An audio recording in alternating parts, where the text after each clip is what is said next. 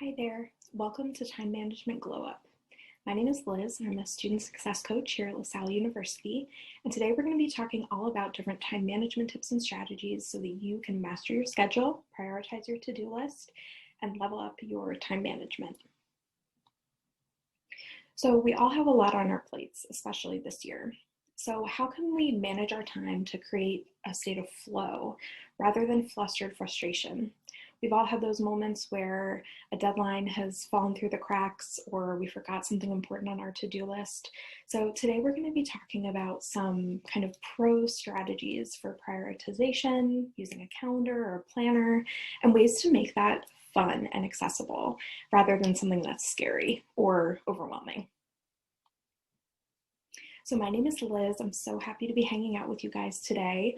And I'm a student success coach here at LaSalle, which means that my job is to be an additional support person for you as a student to help you kind of work through some of these challenges that you might be facing in terms of time management, getting your assignments done, thinking about what your long-term goals might be. So I'm really excited to be sharing some time management tips today that have not only worked for me when I was a student, but are also things that many of your fellow peers at LaSalle do in order to reach their goals and really stay on top of their to-do lists and their schedules. So today we're going to talk about some of those strategies for managing the busyness of life. We're going to discuss a couple of the different tools that you might choose to use, whether it's a planner, a calendar, so on. And then we're going to talk about implementing these ideas into your daily routine. This is something that once you get the strategies, the tools all together, you can really start bringing it into your daily life and find a way to fit these time management tips into every single day and not just something that you do at the start of the week or the end of the week. So I'm really excited to dive in. So first we're going to tackle the topic of tools. So we have a couple of different areas that we are going to go through. The first being using paper versus something digital. So for some folks, wanting to write down a handwritten to-do list or pull out a calendar and really go through the weeks and write down what to do, what's coming up. For some folks, that is super kind of cathartic. It's something that they really enjoy, being able to cross it off the list. For other folks, using an app on your phone or on your computer, or even a web-based calendar, like your Outlook calendar at LaSalle or your Canvas calendar, are really the way that they prefer to organize things. You know you've always got your phone, you know that you always can, hop on your laptop and pull things up. So it's really up to you whether you prefer using paper or digital tools. Certainly, you're more than welcome to use both. So I tend to be a person who uses a paper planner and a paper to-do list, but I also use my calendars on Gmail and Outlook and keep everything together. Certainly, as we're working through these, if you're new to some of these time management strategies, I would recommend choosing one or the other. You will know whether handwriting things on your to-do list or using an app is going to work better for you. So of course, we can also talk about those kind of options in terms of how to organize your agenda and tasks. For some folks, using a calendar so that they can see due dates, so that they can really organize the different steps in a project or in an assignment is super helpful. For other folks, having a to-do list that you can work your way through piece by piece can be a lot more kind of focused. So it depends on what works best for you. Do you like to tackle things kind of on a larger scale, or do you want to focus on a small slice of the whole? And again, you can always kind of bring these two together, but remember that you've got options here. You can really use a calendar to understand the flow of time, due dates, whereas you can use a to-do list to really prioritize different tasks that are a part of an assignment or prioritize the things that you need to get done through the day. And then last but not least, in terms of tools, we can talk about exciting additions. So whether you choose to get a calendar for your wall and a planner, or you choose to get a small calendar and a small notebook that you carry with you, you can always use some of these kind of exciting additions to glow up your time management. So I love using colored pens, adding stickers and different types of doodles or symbols to my planning process, because that way I can really see what belongs in which category I try to make things a little bit more fun and exciting by adding a sticker. If I'm going on a hike, I'll use a little nature sticker. So it really makes the planning process when I'm planning out my week or my month really fun because I get to add these little touches. I get to use colored pens. Green is for work, blue is for exercise, purple is for personal or family things that I have to get done. So it's great to be able to use these different additions to add a little bit of spice to your planning, and make those days where you are planning on writing out your to-do list for the week or reviewing your calendar makes those days just a little bit more fun and creative. So next up, we're going to talk a little bit about strategies. So again, whether you choose to use a calendar, a to-do list, or use an app on your phone, there are different strategies that I recommend utilizing in order to best focus on what needs to get done. So the first is going to be a time-focused strategy when it comes to your week ahead or your calendar. So having focused time throughout the day can be really helpful, and it really gives you a chance to focus on specific projects, specific to-do list items, so that you can really get in the game, complete the task that you need to get done, and then move on to the next thing. I know many times we hear that multitasking is the way to go. We've always got a lot of things kind of running through our mind and going on, but having focused time is super helpful so that you can really focus in on one task and check it off the list before you move on to something new. So when it comes to focus time, I recommend blocking out time during your day or on your calendar to focus on specific projects or tasks. For instance, in the morning, I have a time block for email. I go through my email at that time, prioritize my tasks for the day, and then I move on to my first task time block. During that time, I'm working on a specific project, whether it's a paper or a course assignment, and that way I'm not worried about email. I've done that task, I've kind of checked out, and I'm focusing specifically on that task for that time block. Next, maybe you have class. So you're working on an assignment. All right, time to walk to class. Block out that little bit of time that you need to go, and then head on to the next thing. So in terms of blocking out times and creating focus time, I think this is a great approach to making sure that you have some specific, really focused time to work on things where you're not feeling like you have to multitask or you're juggling multiple items. Next on our list is prioritization. So what things are most urgent? What do I need to focus on this week or today, and why? And what does this mean when it comes to my calendar or my planner or the things that I might have had lined up for the day? Prioritization can be really tough. I have definitely struggled with prioritization in the past, and it is a tough one to get down. But I think being able to focus on what things need to get done most urgently is a super helpful skill. So I would recommend taking a look at your to-do list every single day and thinking about what things are most urgent. Where do you need to really focus your energy? Are there things that can wait until the next day? Are there things that you can delegate to others? Are there, changes that you need to make to your plan for the day? And really being able to take these into account and take action is a great first step when it comes to prioritization. Before you know it, this is really going to become an important habit. And when you're writing out your to-do list, you're actually going to be finding that you're prioritizing things a lot easier. And last but not least, the review. So I think that this is where lots of folks tend to get a little bit stuck. It's so much fun to take out your planner, start working on your calendar on your computer, or writing your to-do list in an app, and then you might forget about it.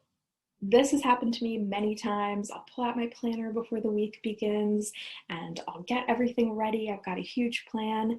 And then by the time Wednesday rolls around, I remember, oh yeah, I wrote out my plan for this week. I totally forgot. I got so busy with everything that's going on. So I think the review, whether you're spending a short amount of time weekly or daily reviewing your planner and tasks, is really going to help you be clear about what needs to get done, what you need to prioritize, and what deadlines are on the horizon. So I recommend, if you're planning on doing blocked out time or focused time like we talked about, Plan a review of your planner or calendar at the beginning of each day and at the end of each day. You can also plan a kind of more focused planning session for the week ahead over the weekend. So that is a great way to be able to plan for the week and then also review your planner or tasks every single day in a time that you already have blocked off for that task. You've already created a time that's going to be focused on looking at what's coming up, thinking about the tasks that you need to complete, and really focusing on prioritization. So don't forget that all of the work that you put in is so worth it to plan ahead and know what's to come. So I highly recommend having a review, whether it's weekly or daily, so that you can really focus on what needs to get done. All right, folks, now it's time to get started. So I think that this is the place where people think, all right, I've got some ideas, I'm ready to go. And now you can really dive in and make some important decisions about what's going to work best for you as an individual. So first, you're going to choose a tool. So you can start with something that you have, or you can try something new. So some folks, when they're ready for a fresh start, you want to go hop online or head to, Target, office supply store, and get all new stuff so you can have a fresh start. You certainly do not have to do that. There are so many different ways that you can get started with things that you already have. Whether you grab a notebook, you decide to get a planner for the new year, pick up a calendar, or you can always download a free app on your phone or computer that you can use so easily. So plenty of different options there. Again, no fancy tools needed, but I would recommend if you know that a planner or a calendar is going to work for you, holidays, great time to see about getting something new for the new year. So definitely take some time to think about what tool you're going to be excited to use and get some ideas about whether you want to be paper and pen or digital, or if you want to combine the two. Next, we're going to be choosing a strategy. So whether you want to create super prioritized to-do lists or you want to do time blocking on your Outlook or Canvas calendar, you can think about which strategy is going to work best for you. For some folks, having that to-do list, checking off the boxes, that's going to be the one. For other folks, you're going to want to have a calendar where you really have that focused time planned throughout the day. You can also use multiple tools. I know for some folks, you've been working on time management strategies for some time now. Maybe you want to start combining things and seeing which combos work best. Like I said, for me, I use focus time on my calendar, but I also have a running to-do list each day. And then last but not least, how are you going to stay accountable now that you've created this time management plan? I know that having an accountability buddy can be a little bit tough, but it's super helpful to have somebody who can remind you to, don't forget, it's Sunday night, start your weekly review for the week ahead, or hey, did you get everything checked off your to-do list today, or was there something that took priority? So ask a friend, family member, a fellow student at LaSalle if they would check in with you about your time management strategy.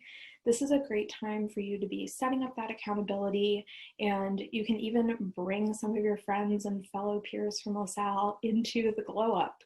You guys can work on your time management stuff together. You can have a planning party on Sunday night each week to come together and plan for the week ahead.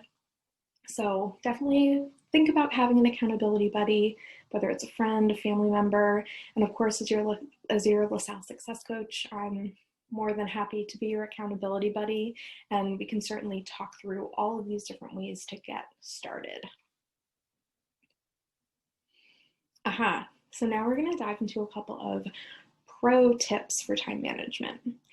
And these are the things that once you start working on your planner, your calendar, you've got your accountability buddy, and you're really diving into creating a strategy for yourself, these are the pro tips that are going to help you stay super focused and really keep things moving. So first, identify time wasters. This might not be easy, but there are definitely things that we all participate in that take away from our to-do list and our tasks. And this isn't to say that you can't use social media, play your favorite video game, or go on a Netflix binge. All of these are important activities for your own self-care. So keep in mind that while you identify them potentially as time wasters when it comes to taking care of school priorities, it's important to kind of bring them in when you need them. So in this instance, it's important to call them out when they're getting in the way of you meeting your goals. They're not helping you finish those assignments a day early, which maybe is a goal for you this semester. They're not helping you when it comes to your study time and you feel like you're getting distracted. So how can you find time in your schedule to incorporate these different important activities that are all a part of the way that we live and spend time with people that we love in a way that isn't going to get in the way of your goals and priorities? So certainly identifying those time wasters and how they're kind of weaseling their way into your schedule is super important.